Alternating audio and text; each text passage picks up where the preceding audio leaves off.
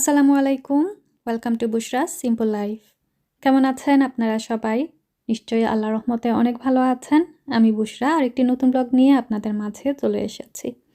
ঈদ চলে গেছে, বেশ কয়েকদিন হয়ে গেছে আর ঈদের ব্লগটা ফাইনালি আপনাদের সাথে আজকে শেয়ার করতে যাচ্ছি। তো এটা ছিল ঈদের সকালবেলা, যদিও বা সকাল না, বেশ লেটই হয়ে গেছে। দিন আর দিনের বাবা হচ্ছে জামাত পড়ে চলে এসেছেন আর এদিকে দিন এসে একটা ন্যাপ নিল আর ইজান চলে গিয়েছিল, ওর ডক্টর অ্যাপয়েন্টমেন্ট ছিল, ওর বাবা ওকে নিয়ে গিয়েছেন। আর আসার পরে হচ্ছে আমি আর কি একটু টুকটাক টেবিল রেডি করেছিলাম। আমার দিন বাবা হচ্ছে কুরমা পরোটা খেতে সকালে অনেক বেশি পছন্দ করে, তো একদম সিম্পলের মধ্যে আর কি আমরা সকালে নাস্তাটা একসাথে করে এখন চলে এসেছি রেডি হওয়ার জন্য। আর শরীরটা আমার আজকে প্রচণ্ড খারাপ লাগছিল আর এত গরম। আমরা যারা ইংল্যান্ডে আছি সবাই জানি যে মানে ঈদের দিন আর ঈদের আগের দিন কি পরিমাণে গরম ছিল। তারপরেও ঈদের দিন একটু ভালো ছিল এর আগের দিন আর কি, যদি তুলনা করা যায়। আর এবার ঈদেও ওইভাবে কোনো কেনাকাটা করিনি। এটা রোজা ঈদের জন্য নিয়েছিলাম একটা জামদানি ড্রেস।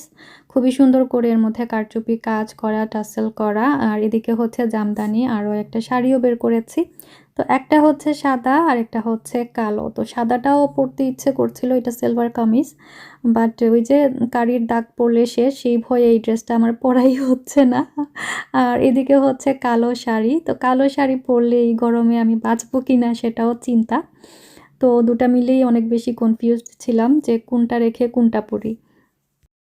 তো আমি ডিসাইড করেছি যে কালো শাড়িটাই পরে ফেলবো, যেহেতু সবাই একসাথে হচ্ছে এতদিন পরে। আর আসলে বিদেশের মাটিতে ওইভাবে অকেশনই পাওয়া যায় না যে গর্জিয়াস কিছু পরার, তো কষ্ট হলেও পরে ফেলবো। আর এখানে যে সিরামটা আপনাদেরকে দেখাচ্ছি এটা আমি টিকটক শপ থেকে নিয়েছি রিসেন্টলি। এটা আমার এত পছন্দের, কয়েকটা লেয়ার করে হচ্ছে আমি এটা মুখে মানে স্প্রে করি আর এত ফ্লোলেস একটা ফিনিশিং দেয় এটা।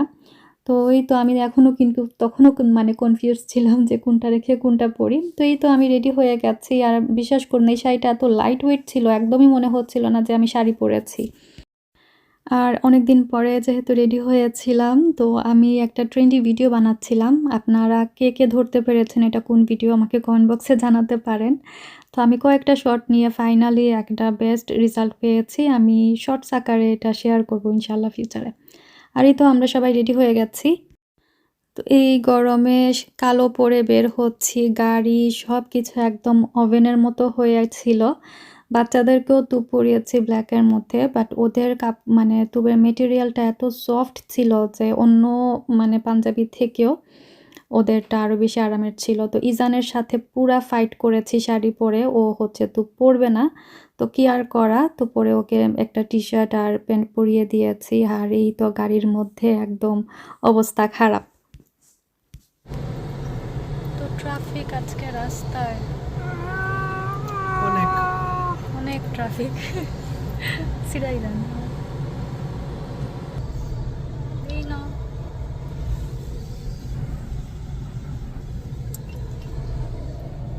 ইসান হ্যালো হ্যালো পাঞ্জাবি ফিনছো না ফসাফা যে লাল চশমা লাগাইছো। তো এই তো ভেন্যুতে চলে এসেছি আর এটা আমাদের প্রথম ঈদ যেটা আমরা বাইরে করছি বা কোনো হলের মধ্যে করছি। সবসময় তো দেখা যায় আমরা বাসা বাড়িতেই করে থাকি, এক একজনের বাসায় থাকে এক এক বছর। আর এই তো একটা অন্যরকম ভালো লাগাও কাজ করছিল আর মানে অন্যরকম একটা ফিলিংস। তো চলে এসেছি, রাস্তায় এত ট্রাফিক ছিল আজকে, তো আসতে আসতে একটু লেটই হয়ে গিয়েছে, বাট এখনও মানে তেমন কোনো গেস্ট আসেননি। নাজিয়া আপা সকাল সকাল এসেই হচ্ছে সব কিছু সেট আপ করে ফেলেছিলেন যেগুলো মানে টাচ আপ করার বাকি ছিল।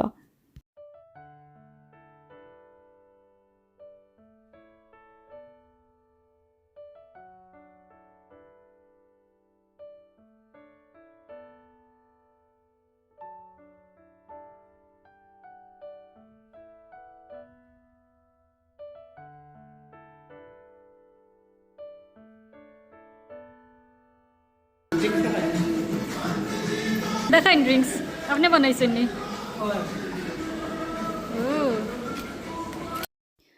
তো ওই পাশে হচ্ছে পপকর্নের স্টেশন আর এই পাশে হচ্ছে সব ড্রিঙ্কস মকটেইলের স্টেশন ছিল। আর এটা হচ্ছে নাজিয়াপার হাজব্যান্ড নিজ হাতে বানিয়েছেন, খুবই রিফ্রেশিং ছিল ড্রিঙ্কসটা সবার জন্য। আর এদিকে ছিল আরও ডিফারেন্ট ডিফারেন্ট ড্রিঙ্কস ওইগুলা। তো আমার হাজব্যান্ডের অবস্থা নাই, যেহেতু কুরবানি না হওয়া পর্যন্ত দাড়ি চুল কিছুই মানে কাটা যায় না, নখ।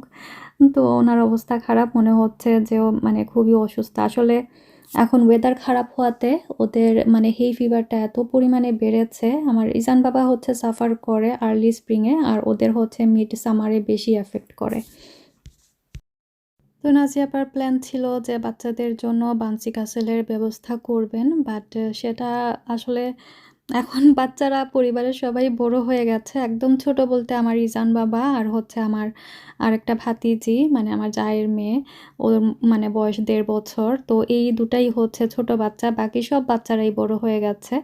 তো সে কারণে আর বাউন্সি ক্যাসেলের প্ল্যানটা মানে ক্যান্সেল করতে হয়েছে। তো এই পাশটা ছিল সব ধরনের সুইটস, আর এখানে ছিল আমাদের ডিজার্ট টেবিল। তো ভেন্যুটা ছিল হচ্ছে ইলফুডে পড়েছে ক্রাউন ব্যানকুয়েটিং সুইট। তো আমি হচ্ছে আমার ডেসক্রিপশন বক্সে আপনাদের জন্য লিঙ্ক দিয়ে রাখবো। ছোট বড় যে কোনো পার্টির জন্য আপনারা এটা হায়ার করতে পারবেন, প্লাস ওনাদের কেটারিংয়েরও সুব্যবস্থা আছে। তো এখানে হচ্ছে আমি ড্রিঙ্কসটা খেয়ে খেয়ে একটু পোজ দিচ্ছিলাম।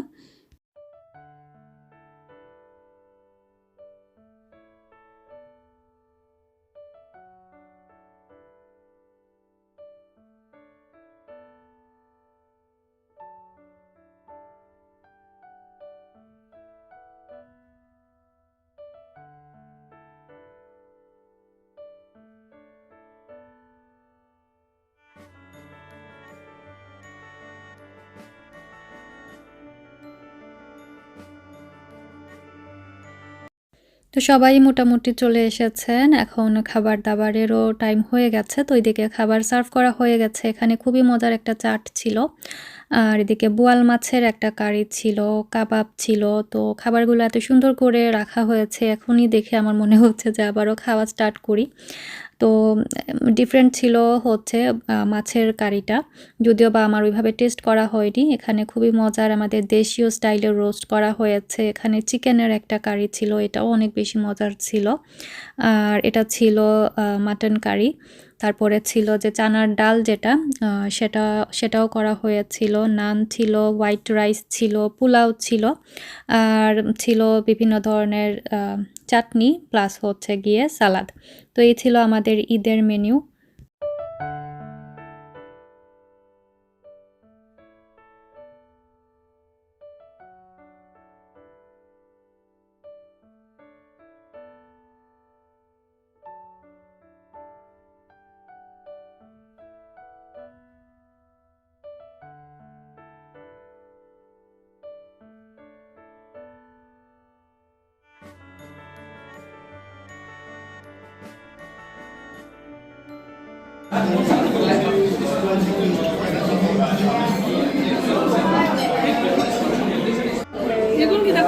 যেগুন অন্য তাইব যেগুন তলে আছে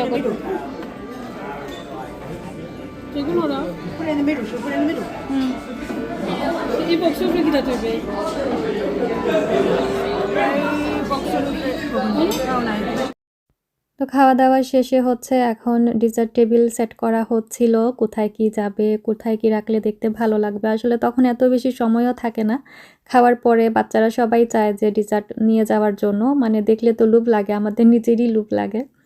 আর তো ছটপট আর কি যেভাবে রাখা গেছে। তো কেমন হয়েছে আমাদের ডিজার্ট টেবিল অবশ্যই কমেন্ট বক্সে জানাবেন।